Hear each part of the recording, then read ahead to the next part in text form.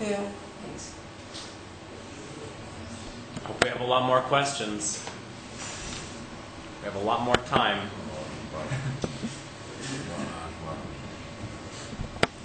Not, I've got more questions. Okay. I can't remember where, but I did read something about Chinese and Japanese landscape painting. And I want to say, because the only place I can really put it is in a book by Carl Jung and some of his students and people that were working with him. A book called Man and His Symbols. And I think one of his students or one of the people that was working with him wrote a chapter. There are like 9 chapters of the book, and one of the chapters is on Chinese landscape painting. And the book was all about imagery and symbols. So I can't remember what was in that chapter, but I remember they were talking about some things, and you talked about it briefly about brush strokes and yin and yang. Can you talk about that a little bit more, or talk about what were some of the imagery, like you talked about maybe a man walking down a path or something like that. There are a lot of things that... Well, there is a whole science about the brush strokes, and actually that's also quite fascinating, because you see it's like monochromatic painting, right? So everything is on the brush, right? Everything has to be expressed through the brush strokes. And Chinese painting originated from calligraphy. Right? So, so the brush strokes, they're like, I don't know, like, I know they will mention like 16 or probably much more, like different brush strokes. And those brush strokes are not to be used, however you please. Those brush strokes were supposed to reveal certain kind of mood or certain kind of idea. So, for example, again about yin and yang. So the ink is yang, and the paper is yin. So again, the whole process of painting is again, process of yin yang interaction. So it's kind of. So the brush is yang. The brush is young? Yes. No, the ink. No, the ink. Is young. Okay. The brush is ink, are you sure? Because it looks like the male principle, right? It's extended, it's like a... No, I was talking about the ink and the paper. Oh, the ink. Yeah, the ink and the paper. Oh, right. So the ink is The ink young. and the... Yeah. The ink is young. Oh, the paper is ink. Oh. Yeah. Because the paper absorbs, right? The paper is passive and the ink is applied, right? Yeah. About the man. there are animals too, right? There are birds and yes. lots of birds. Yeah, but there must be some specificity about man being on every painting there, right? Well, there is, yes, there is, because man is part of everything, right? I mean, it's part of the universe, so man is supposed to be there. But it's interesting because there are paintings, and there is one particular painting. Unfortunately, I don't think it's displayed now in National Palace Museum, and that painting has no man. And that painting is quite significant because the painter was actually he had some kind of argument with the emperor, so probably his destiny was very uncertain, but he was very disappointed because, they were scholars, right? So they were also to advise the emperor and stuff, but the emperor wouldn't listen. So he was very, let's call it, depressed, and he was probably, he could probably expect something bad to happen. So he painted this landscape without any man figures. And it's really like, when you look at that painting, it's a bit, I don't know, you can feel the absence, you can, feel kind of the alienation. Yeah, I'm curious, is all Chinese painting come from these religions, or was there different painting as well? Like, paintings of women and stuff like that. Just Oh yes, of course. Just like no connection to religion. Yeah. at all. Yeah. So you just chose to talk about that. Yeah. Okay, I see. Yeah. This is This just speech is a just part. yes, Okay. because landscape painting was particularly developed by the scholars. So it was cultivated by men who are involved, not in religion, more in the Taoist philosophy. So that's why I wasn't really like discussing. Like there are loads of other like styles of painting, but they are not to be directly, or maybe not so much influenced by the philosophy. Because like, but if you look through yin and yang, then of course you can apply that to any painting, because certain flowers have certain kind of potential, and the composition itself, like where do you put the flower, where do you put the bird, like you can apply similar like concepts to other paintings. So, Yeah. so would you say these paintings were more influential, or In what sense influential? more popular, or why are you talking about these paintings and not about others? Because I'm talking about the philosophical aspects of the painting, and Right. landscape painting in particular is revealing this influence. And as I mentioned before, the other paintings, like when the landscape painting as a form developed, the other styles were regarded as lower level, and the painters were called artisans. They were not called painters. So they were just skillful men. So the emperor would call his painter, okay, like please, paint this, and that was it. Whereas these people were free to paint.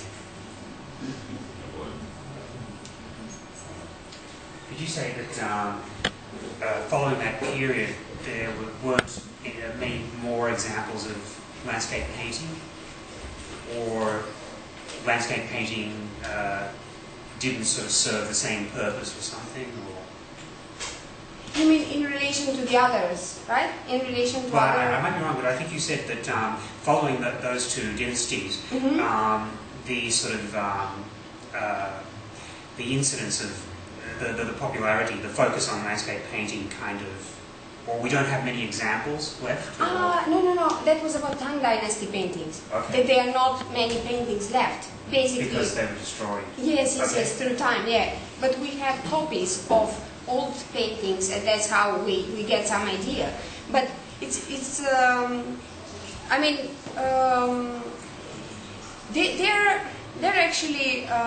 there is a book which is called The Six Principles, and that book was written in the 4th or 5th century, and that book was supposed to serve as a manual for painting. And imagine, this was even before landscape painting developed. They were painting landscapes before, but they were kind of just background to and the sixth of these principles was titled "Copy the Old Masters."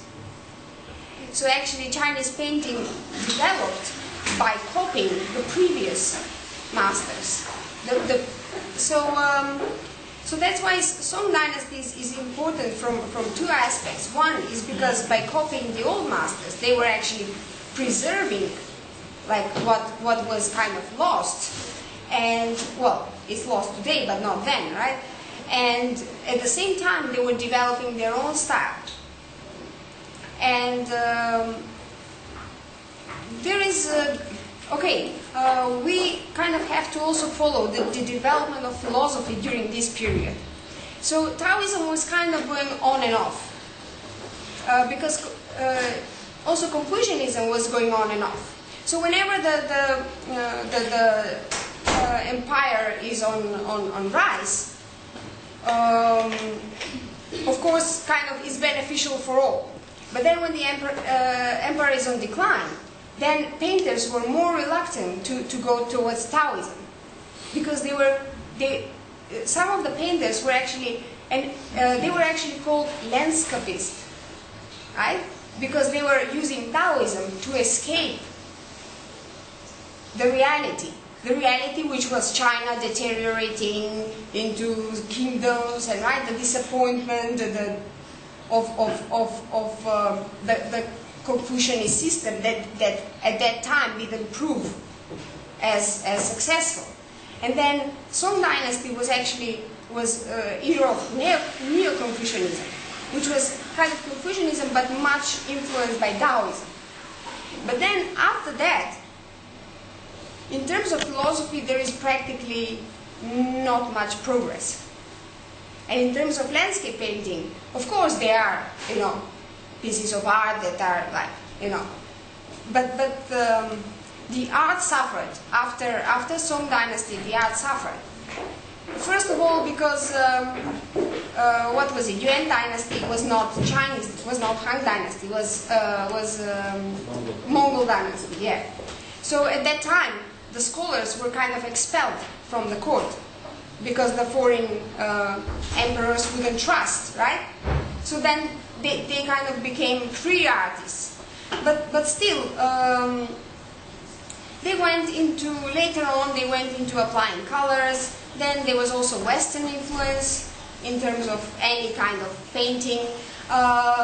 They went through a phase of some kind of, let's call it like Baroque style in landscape painting, like with loads of details, mannerism. It kind of lost the touch. Well, probably didn't lose, but it wasn't really so much inspired by the philosophy itself. It more turned into, like we know it, like Western style painting. Yeah. Okay, any other questions?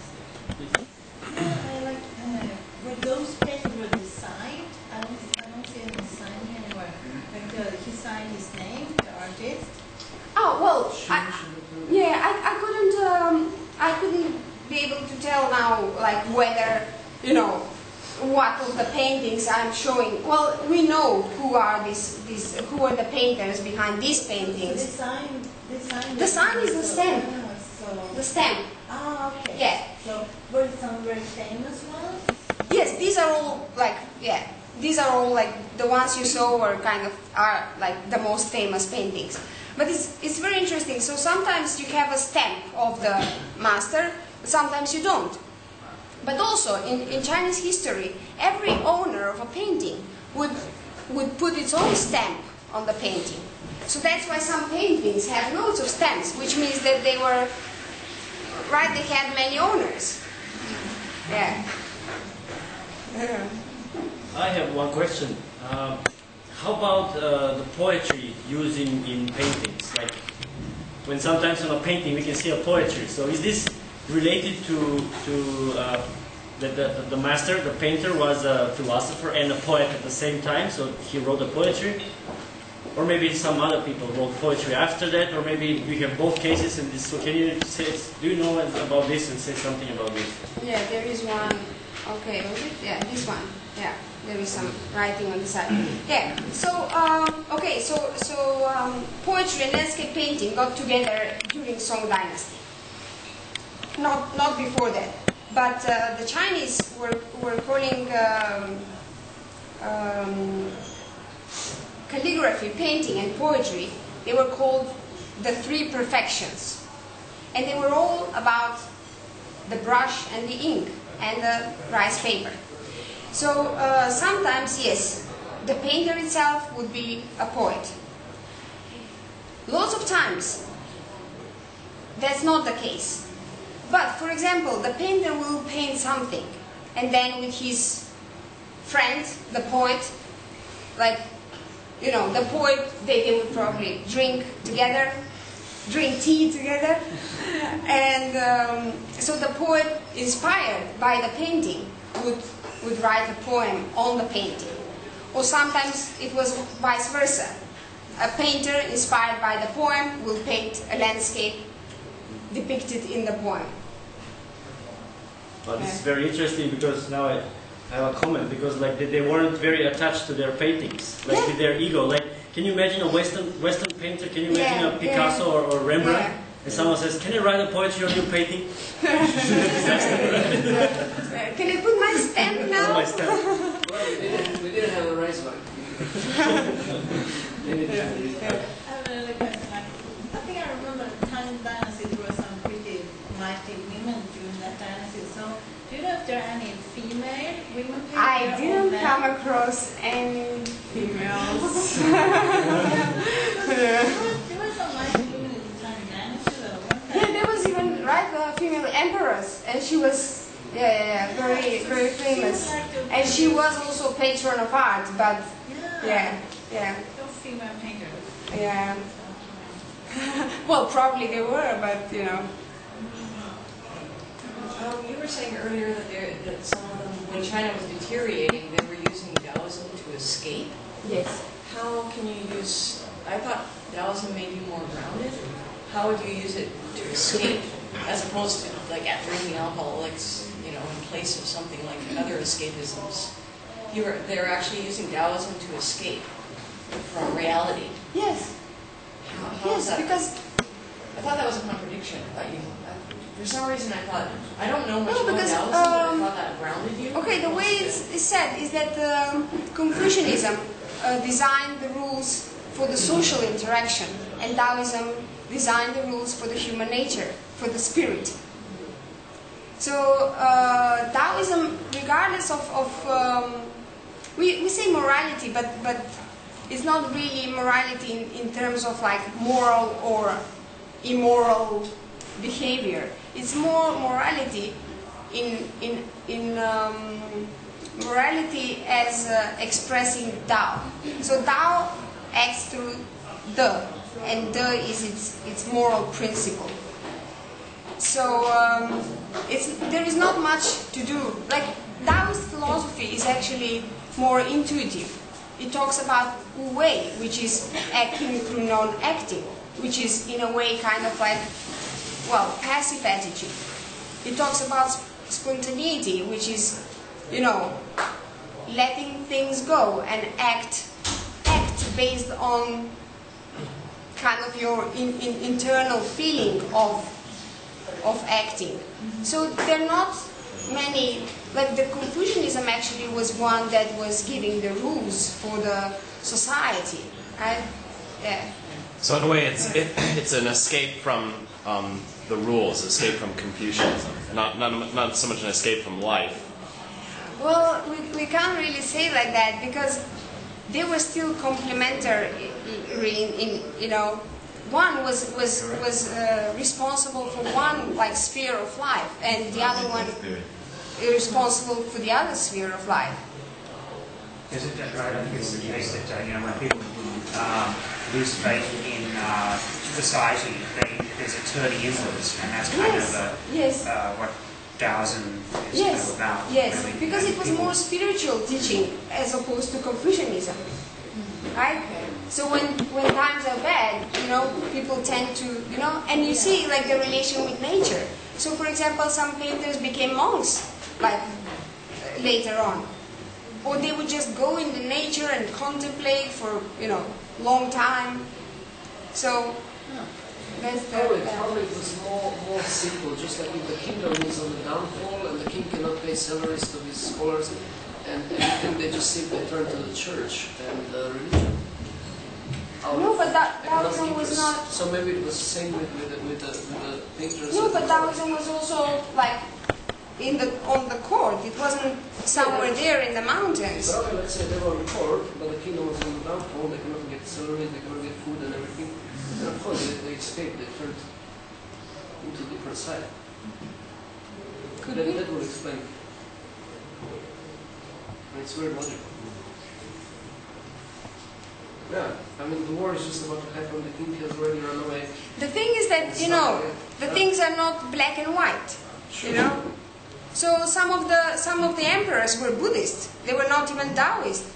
Some of Tang emperors actually accepted Buddhism as their religion and their philosophy.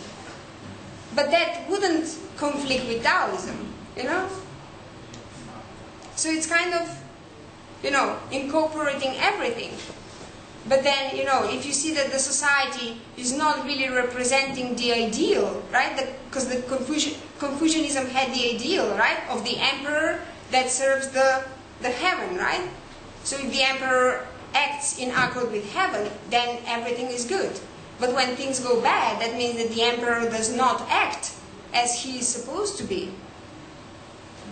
So, of course, you know, there is disappointment. And of course, these people are the ones who were to express this more explicitly. Is there a difference in style by these landscapists in the painting? Between the other who are The court people. court people, yes. Freelancers or whatever. No, well,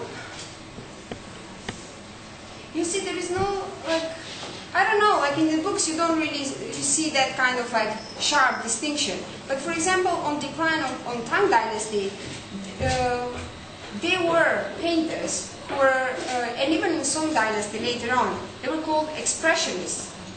So they were kind of, some, for example, would drink, and then he would just put the paper on the floor and just smear the colors, and then not even looking at the painting, and then he would just make few strokes, and then you see, oh, you know, actually all that, you know.